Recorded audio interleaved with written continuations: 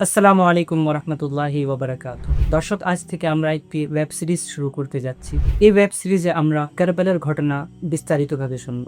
খানদানি নবুয়ত অভিযোগ অনুযোগ করার পরিবর্তে ধৈর্য এবং সফলতার দোয়া করে আমাদের আল্লাহর সন্তুষ্টির সামনে মাথা নত করা শিখিয়েছে।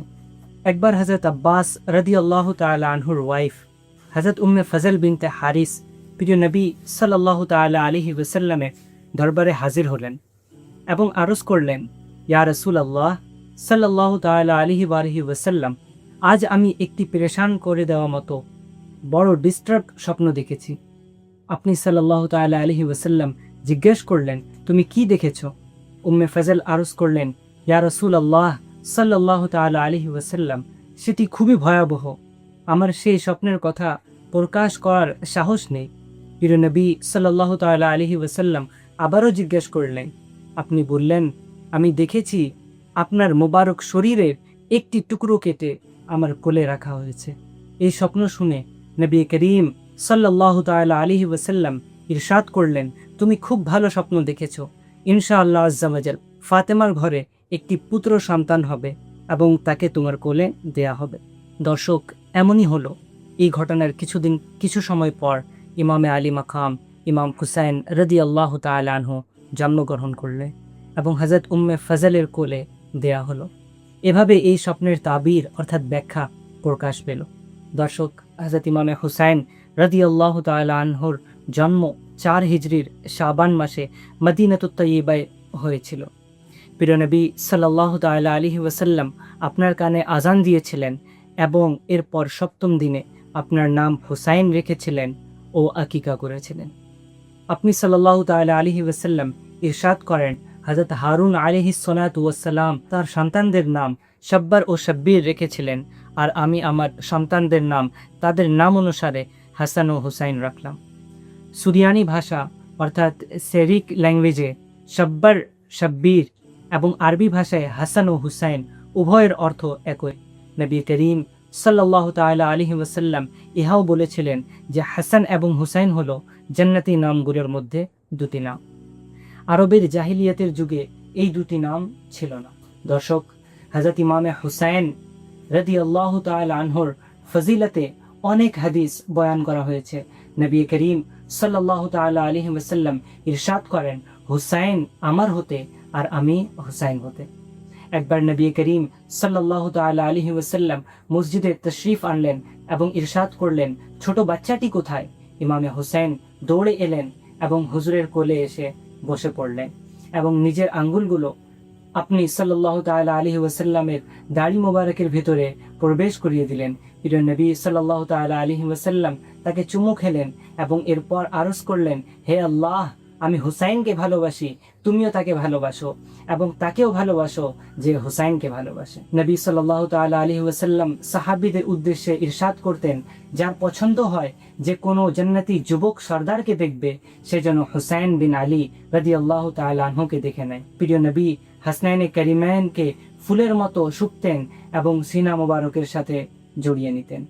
এটি নবী করিম সাল্লাল্লাহু তাআলা আলাইহি ওয়াসাল্লাম, মাওলা আলী এবং সাইয়্যিদা ফাতেমাতুজ জাহরা রাদিয়াল্লাহু তাআলা আনহুর তারবিয়াতের রেজাল্ট ছিল যে আপনি রাদিয়াল্লাহু তাআলা আনহু অনেক বেশি ইবাদত করতেন।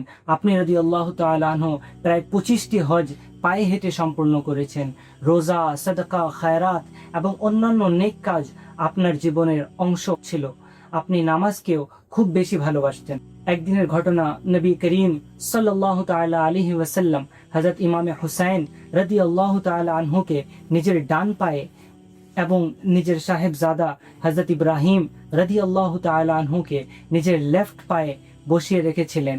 এমন সময় হযরত জিবরাইল আমিন আলাইহিস সালাতু ওয়াস সালাম হাজির হলেন এবং আরজ করলেন, ইয়া রাসূলুল্লাহ সাল্লাল্লাহু তাআলা আলাইহি ওয়াসাল্লাম, খোদা তাআলা এই দুজনকে আপনার কাছে একসাথে থাকতে দেবেন না, এদের মধ্যে থেকে একজনকে ফিরিয়ে নেবেন। এখন এই দুজনের মধ্যে আপনি যাকে চান পছন্দ করে নেন।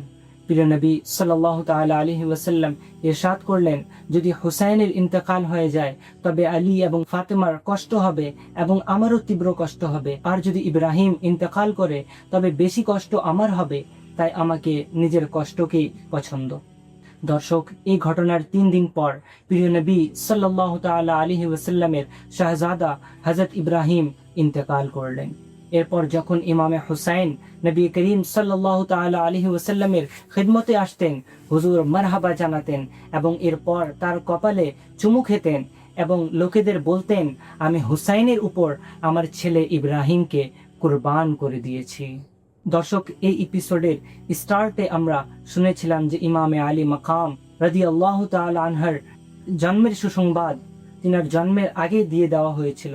একইভাবে আপনি রাদিয়াল্লাহু তাআলা আনহুর শাহাদাতের খবরও আপনার দুধ পানের জামানায় প্রিয় নবী সাল্লাল্লাহু তাআলা আলাইহি ওয়াসাল্লাম ইরশাদ করে দিয়েছিলেন। হযরত আয়েশা সিদ্দিকা রাদিয়াল্লাহু তাআলা আনহা থেকে রিওয়ায়াত যে প্রিয় নবী সাল্লাল্লাহু তাআলা আলাইহি ওয়াসাল্লাম ইরশাদ করেছেন, আমাকে জিবরাইল খবর দিয়েছেন যে আমার পর আমার ছেলে হুসাইন তাফ নামক জমিনে শহীদ হবে এবং জিবরাইল আমার কাছে এই মাটি এনেছেন।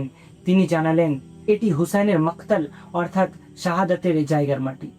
দর্শক, তাফ কুফার নিকটবর্তী একটি জায়গার নাম, যাকে কারবালা বলা হয়। প্রিয় নবী সাল্লাল্লাহু তাআলা আলাইহি ওয়াসাল্লাম এও বলেছিলেন যে হুসাইন বিন আলীকে 60 হিজরির শেষ লগ্নে শহীদ করে দেওয়া হবে। এই হাদিসে মুবারাকায় নবী করিম সাল্লাল্লাহু তাআলা আলাইহি ওয়াসাল্লাম শুধু হুসাইন রাদিয়াল্লাহু তাআলা আনহুর শাহাদাতের জায়গার কথা বলেননি, বরং এটাও ইরশাদ করে দিয়েছেন যে এটি ইরাকের কারবালার ময়দান হবে। সাথে এটাও জানিয়ে দিয়েছেন যে এই মহান ঘটনা 61 হিজরির এন্ডে হবে। দর্শক, একইভাবে কখনো বৃষ্টির ফেরেশতার মাধ্যমে, আবার কখনো উম্মে সালমা রাদিয়াল্লাহু তাআলা আনহাকে কারবালার মাটি দেয়া এবং সেই মাটি রক্তে পরিণত হওয়াকে ইমামে হুসাইন রাদিয়াল্লাহু তাআলা আনহুর শাহাদাতের সায়েন্স গণ্য করার জিকির পাওয়া যায়, যা থেকে জানা যায় যে নবী করিম সাল্লাল্লাহু তাআলা আলাইহি ওয়াসাল্লাম এই শাহাদাতের খবর বারবার পেয়েছেন এবং তিনি বারবার এর জিকির করেছিলেন, যার কারণে হযরত ইমামে হুসাইন রাদিয়াল্লাহু তাআলা আনহুর শাহাদাতের খবর ছোটবেলা থেকেই খুবই মশহুর হয়ে গিয়েছিল এবং সবাই জেনে গিয়েছিল যে আপনি রাদিয়াল্লাহু তাআলা আনহু কারবালার ময়দানে শহীদ হবেন। মৌলা আলী রাদিয়াল্লাহু তাআলা আনহু তো ইভেন ইমামে হুসাইন রাদিয়াল্লাহু তাআলা আনহুর শাহাদাতের জায়গাও দেখে এসেছিলেন। আপনি রাদিয়াল্লাহু তাআলা আনহু স্পেসিফিক্যালি সেই মাকামে পৌঁছে ইরশাদ করেছিলেন যে নবী করিম সাল্লাল্লাহু তাআলা আলাইহি ওয়াসাল্লাম ইরশাদ করেছেন, জিবরাইল আলাইহিস সালাম আমাকে খবর দিয়েছেন হুসাইনকে ফুরাত নদীর তীরে শহীদ করা হবে। তারপরেই মৌলা আলী রাদিয়াল্লাহু তাআলা আনহু ইমামে হুসাইন রাদিয়াল্লাহু তাআলা আনহুর কবরের মাকামে পৌঁছালেন এবং ইরশাদ করলেন, এখানে এই শহীদদের উট বাঁধা হবে, এখানে তাদের স্যাডেলস রাখা হবে, এখানে তাদের রক্ত প্রবাহিত হবে। আলে মুহাম্মদ সাল্লাল্লাহু তাআলা আলাইহি ওয়াসাল্লামের যুবকেরা এই ময়দানে শহীদ হবে এবং আসমান ও জমিন তাদের জন্য কাঁদবে। দর্শক, এখানে লক্ষ্য করার মতো বিষয় হলো আপনি সাল্লাল্লাহু তাআলা আলাইহি ওয়াসাল্লাম, হযরত আলীউল মুরতাজা রাদিয়াল্লাহু তাআলা আনহু এবং আহলে বাইতের অন্যান্য সদস্যরা সবাই জানতেন যে প্রিয় নবী সাল্লাল্লাহু তাআলা আলাইহি ওয়াসাল্লামের আদরের হুসাইন কারবালায় জুলুমের শিকার হয়ে শহীদ হবেন, কিন্তু তবুও কেউ দোয়া করছেন না যেন এই ঘটনা না ঘটে। শাহাদাতের খবর পেয়ে প্রিয় নবী সাল্লাল্লাহু তাআলা আলাইহি ওয়াসাল্লামের চোখ দিয়ে তো অশ্রু প্রবাহিত হয়ে যায়, কিন্তু আপনি দোয়ার জন্য হাত তুলেন না। আল্লাহর দরবারে নিজের আদরের সন্তানের নিরাপত্তা এবং এই ঘটনা থেকে মাহফুজ থাকার জন্য কিংবা শত্রুদের বরবাদ হওয়ার দোয়া করেননি।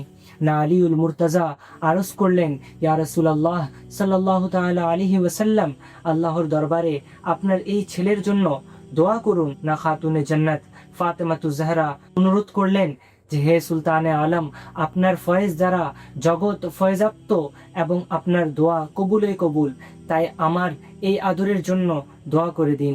না আহলে বাইত, না আজওয়াজে মুতাহারাত, না সাহাবায়ে কেরাম সবাই শাহাদাতের খবর শুনেন, খবর আম হয়ে যায়, কিন্তু নবুয়তের দরবারে কারো পক্ষ থেকে দোয়ার রিকোয়েস্ট পেশ করা হয় না।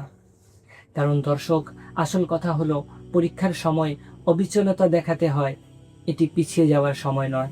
যারা ভালোবাসে তারা তো এমন সুযোগের সন্ধানে থাকে, সুযোগ আসতেই তারা দেখিয়ে দেয় যে আল্লাহকে ভালোবাসে তারা কেমন হয়। নবী করিম সাল্লাল্লাহু তাআলা আলাইহি ওয়াসাল্লামও দোয়া করেছেন, মাওলা আলীও দোয়া করেছেন, ফাতেমাতুজ জাহরাও দোয়া করেছেন। তবে এই দোয়া করেছেন যেন হুসাইন কারবালার ময়দানে সফল হন, আর হুসাইন সফল হয়েছেন। দর্শক, আমাদের এই এপিসোডের সময় সম্পূর্ণ হলো। দ্বিতীয় এপিসোডে আমরা কথা বলবো ইয়াজিদ সম্পর্কে, যে ইয়াজিদ কে ছিল, সিংহাসনে কিভাবে বসলো, এবং ইমামে হুসাইনের সাথে তার শত্রুতার কারণ কি ছিল। আসসালামু আলাইকুম ওয়া রাহমাতুল্লাহি ওয়া বারাকাতুহু।